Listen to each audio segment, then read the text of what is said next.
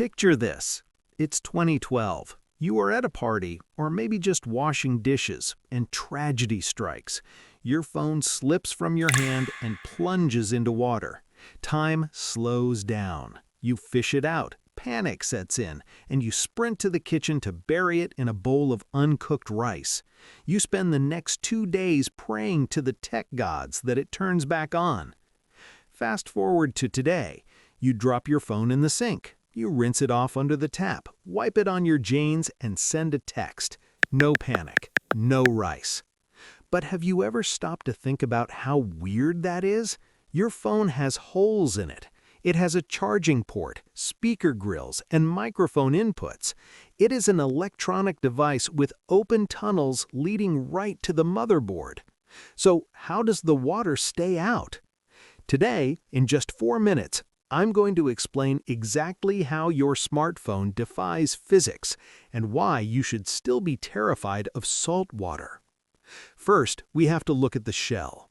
In the old days, phones were held together with plastic clips and screws. If you dropped an old Nokia, the battery flew one way and the screen flew the other. Modern phones are different.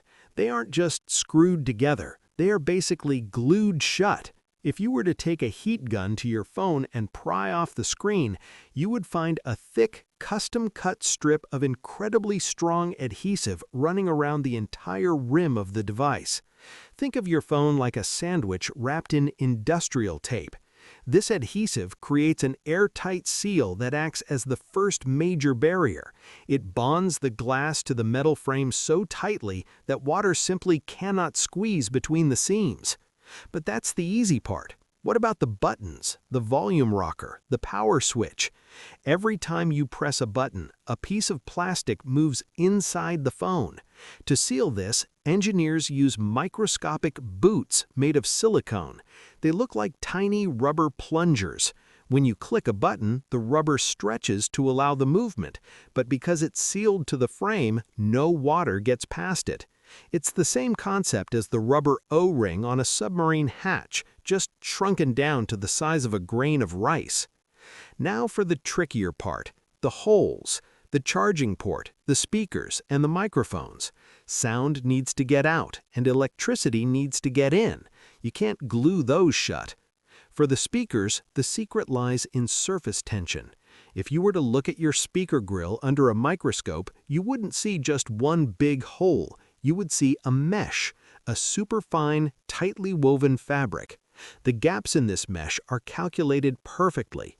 They are large enough for air vibrations, which is sound, to pass through freely, but they are small enough that water struggles to penetrate them. Think of it like a mosquito net. Air blows through the net easily, but if you throw a balloon at it, the balloon bounces off. Water molecules act like that balloon. Because of surface tension, water wants to stick to itself in a round droplet. That droplet is effectively too fat to squeeze through the microscopic holes of the mesh, unless it's pushed by high pressure. This is why your phone is water-resistant and not waterproof. If you blast that mesh with a pressure washer or dive deep underwater, the pressure forces the water droplets to break apart and shred through the mesh. But for a rainstorm or a toilet drop, the surface tension holds the line.